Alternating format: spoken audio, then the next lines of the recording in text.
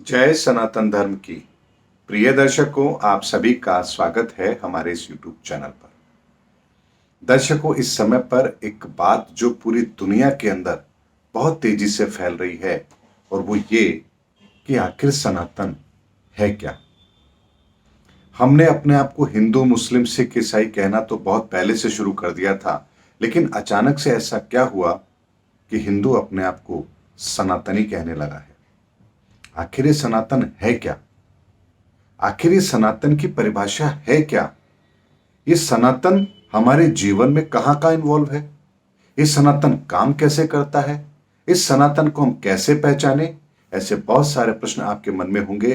तो आज का ये वीडियो यदि आपने पूरा देखा है तो आपको सनातन के संदर्भ में कोई भी संशय नहीं रहने वाला है। दर्शकों, सनातन क्या है इसको समझने के लिए मैं आपके सामने कुछ बात रखता हूं। ऊर्जाओं के लेवल पर जब हम बात करते हैं, यानी कि संसार के अंदर जो ऊर्जाएं काम करती हैं, उसके लेवल पर जब हम बात करते हैं तो इस ब्रह्मांड में व्याप्त 7 आयामों की ऊर्जा और उसका व्यापक स्वरूप ये सनातन है। इसीलिए सनातन के अंदर इस ब्रह्मांड की 7 आयामों की ऊर्जा विद्यमान रहती है।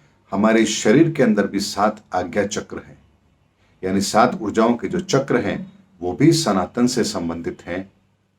7 समुद्र आपने सुना होगा, ये जल तत्व का रूप है, यहां भी सनातन व्याप्त है। इंद्रधनुष के 7 रंग ये भी सनातन है। संगीत के 7 सुर ये भी सनातन है। यानी इस ब्रह्मांड के अंदर व्याप्त 7 आयामों की ऊर्जा जहां जहां व्याप्त है वहीं पर सनातन है। और ऊर्जाएं तो 9 होती हैं, लेकिन 7 को ही क्यों सनातन के साथ जोड़ा गया है? क्योंकि 8वां आयाम और 9वां आयाम इन ऊर्जाओं के अव्यवस्थित और व्यवस्थित रूप की स्थिति के अनुसार आपको उसका फल देता है। यहां 8वां और नया आयाम हमारे कर्म के सिद्धांत को परिभाषित करता है। अब ये तो ऊर्जाओं के लेवल पर जब मैंने आपसे बात की कि यहां सनातन है, लेकिन हमारे जीवन के अंदर कहां सनातन है? तो यहां पर भी दर्शकों एक बात समझिए, आप सुबह उठते हैं, वहां से लेकर रात्रि को आप सोते हैं, तब तक न जाने आप कितनी जगहों पर इस सनातन से रूबरू होते हैं, लेकिन आपको पता ही नहीं होता आपका कौन सा कर्म सनातन कर्म है और कौन सा कर्म सनातन कर्म नहीं है। आप जब सुबह उठते हैं, एक नई ऊर्जा के साथ उठते हैं और आपके मन में यह भाव है कि आज का दिन जो मुझे ईश्वर ने दिया है इसका मुझे सदुपयोग करना है, तो यहां आपकी सनातन भावना है। जब आप भोजन करते हैं, उस भोजन के अंदर आपका स्वाद नहीं बल्कि यह भाव होता है कि ईश्वर ने आज मुझे ये भोजन दिया है, इस भोजन के लिए मुझे अन्नपूर्णा को शुक्रिया कहना चाहिए। और वहां पर आप जब उस भोजन को प्रसाद रूप में ग्रहण करते हैं, यहां सनातन व्याप्त है।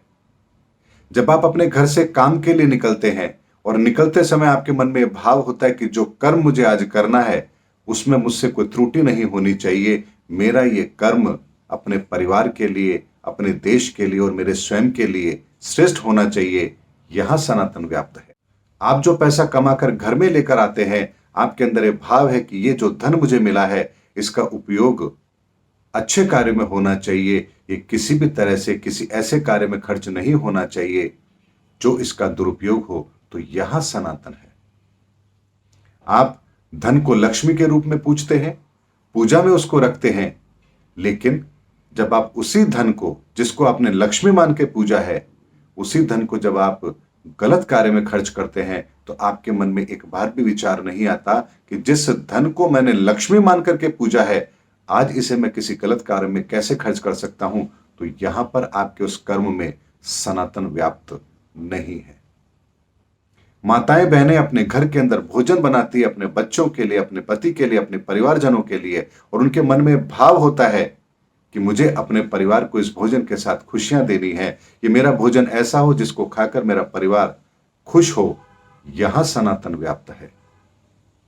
जब आप पढ़ते हैं और पढ़ने के साथ में आपके मन में भावना होती है कि मुझे शिक्षा को ग्रहण करना है और इस शिक्षा को पाकर के मुझे समाज के लिए, देश के लिए, अपने परिवार के लिए, अपने स्वयं के लिए कुछ करना है, यहां सनातन व्याप्त होता है।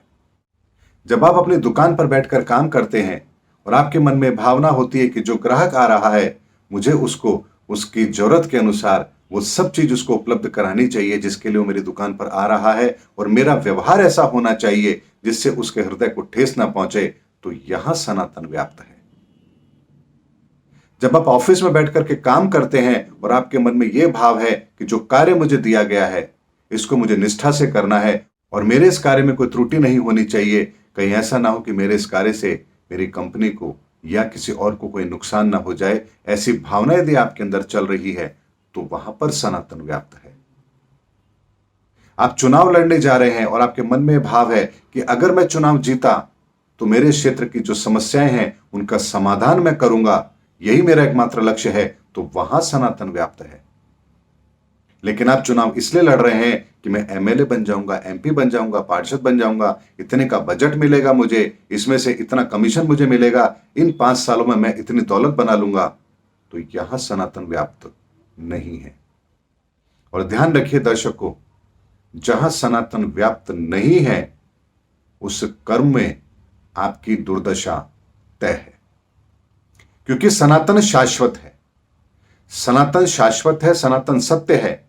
तो यदि आपको कोई ऐसा परिणाम चाहिए जो यहां भी आपके साथ हो, आगे भी आपके साथ हो, तो आपका हर कर्म सनातन के साथ जुड़ा हुआ होना चाहिए। मैंने कहा ना कि सातों एनर्जी की व्याप्त ऊर्जाएं जिस कर्म में सम्मिलित होंगी वो सनातन है और उसका कभी क्षय नहीं होता है। लेकिन जो सनातन नहीं है उस कर्म का क्षय होना, उसके परिणामों को भोगना, ये आपकी बाध्यता है और ये आपको भोगना ही पड़ेगा। जब आप पूजा करते हैं, पूजा के समय जो आपके भाव हैं, आप ईश्वर को पाना चाहते हैं, ईश्वर की उस प्रेम को पाना चाहते हैं, तो वहां सनातन व्याप्त है। फिर चाहे आपकी पद्धति कुछ भी हो, आप चाहे फिर मूर्ति के सामने बैठे हो, प्रकृति के सामने बैठे हो, या केवल आंख बंद करके उसका ध्यान कर रहे हो, हर जगह वो सनातन व्याप्त होगा यदि आपका उद्देश्य, आपकी श्रद्धा उस परमात्मा के उस कार्य को करने पर है। लेकिन वहीं यदि आप आंख बंद करके बैठे हैं, केवल मंत्र जाप कर रहे हैं या जो भी कुछ पद्धति आप अपना रहे हैं वो तो कर रहे हैं, लेकिन आपके मन में 1% भी यह भाव नहीं है कि आप पूजा कर रहे हैं या प्रभु की आराधना कर रहे हैं, तो वहां सनातन व्याप्त नहीं है।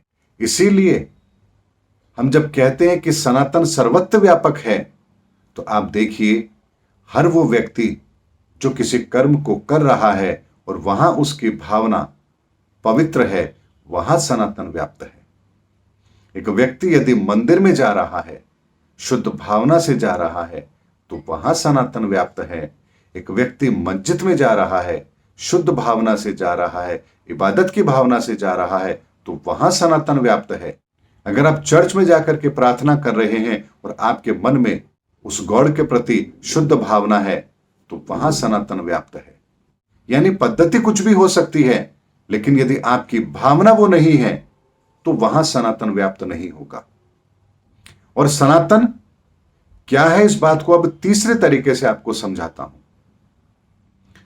जो भी चीज, जिस भी कार्य को आप कर रहे हैं, उस कार्य को करने पर यदि परिणाम जो आपको प्राप्त हो रहा है वही परिणाम दुनिया के प्रत्येक व्यक्ति को प्राप्त होगा, तो वो कर्म आपका सनातन है। ऐसा नहीं हो सकता कि आप जो कर रहे हैं उसके परिणाम आपको जो मिल रहे हैं कोई दूसरा करेगा, उसको परिणाम नहीं मिलेंगे, या आप वहां पर बंदिश लगा देंगे, देखो ऐसा करोगे तो ऐसा होगा, तो आपका काम अच्छा होगा। ऐसी बंदिशों के अंदर सनातन व्याप्त नहीं होता है।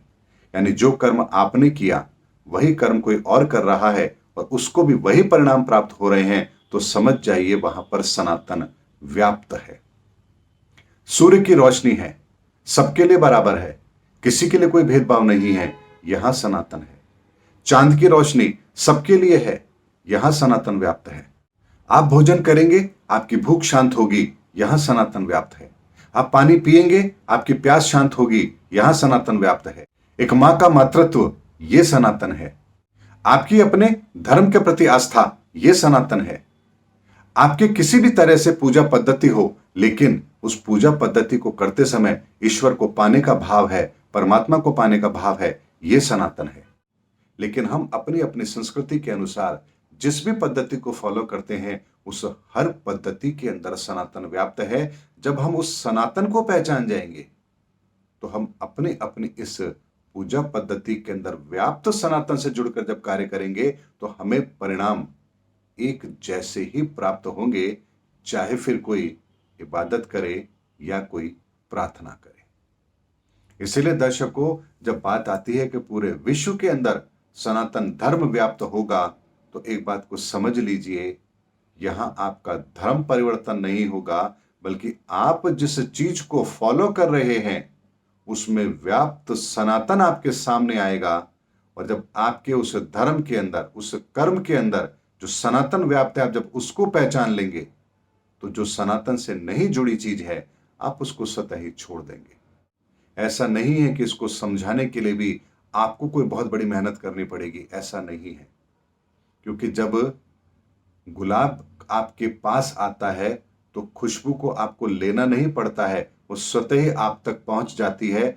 ऐसे ही अगर संसार में सनातन व्याप्त होना है तो उसकी खुशबू, उसका असर, उसकी उपस्थिति स्वतः ही आपको अपने आसपास महसूस होगी। और आप जब उसको पहचान जाएंगे तो आपके भीतर वो सनातन कहां और कैसे व्याप्त है, आपके कर्म में सनातन कहां है, ये आपको समझाने की आवश्यकता नहीं पड़ेगी। आपको स्वतः ही अपने अंदर ऐसे विचार आते हुए नजर आएंगे कि आप उस चीज की खोज करेंगे कि आखिर सही क्या है और गलत क्या है। और तब आप देखेंगे कि इस सनातन प्रक्रिया को जानने और समझने के लिए पिछले 10 वर्षों से कार्य हो रहा था। और आप जब देखेंगे कि इतने लंबे समय से कार्य हो रहा है और यहां यहां ये इंफॉर्मेशन रखी गई है, तो ये इसीलिए रखी गई है ताकि वक्त आने पर ये प्रमाण के साथ आपके साथ आए कि देखिए, सनातन को स्थापित करने का कार्य तो वर्षों पहले शुरू हो चुका है, हम तो अब केवल उसे स्वीकार कर रहे हैं। इसीलिए लक्ष्य इतना बड़ा नहीं है जितना हम समझ रहे हैं, क्योंकि हमें किसी का धर्म बदलना नहीं है, बल्कि जिस चीज को वो फॉलो करता है उसमें कहाँ सनातन है, हमें केवल उसको इतना सा समझाना है। बाकी काम सनातन स्वयं कर लेगा। उम्मीद करता हूं दर्शकों, मेरा वीडियो आपको जरूर अच्छा लगा होगा। अगले वीडियो में आपसे फिर भेंट होगी, तब तक हमारे चैनल पर बने रहिए। जय हिंद, जय भारत, जय सनातन धर्म।